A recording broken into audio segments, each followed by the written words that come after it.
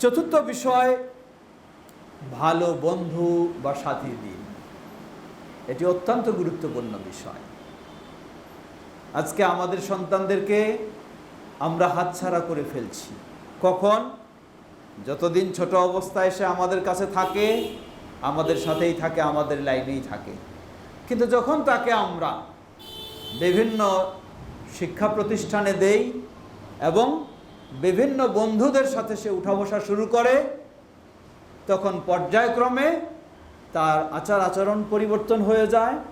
এমনকি এখন তো কত রকমের ফিতনার অভাব নেই। একদিকে ইসলামের নামে ভ্রান্ত ফিতনা, অপরদিকে ইসলাম থেকে বের করে সেই ভ্রষ্টতার দিকে এবং আদর্শহীনতার দিকে নিয়ে যাওয়া। এখন তো কত রকমের সেই ট্রান্সজেন্ডার বলুন বা আরও কিছু বলুন, আরও কত নাস্তিকতা, সবগুলির সাথে এই ছাত্র বা ছাত্রী তাদেরকে এই বয়সেই তাদেরকে, কারণ এই বয়সে একটা মানুষের কি থাকে, অনুকরণের একটা, অন্যের থেকে গ্রহণের একটা মানসিকতা থাকে।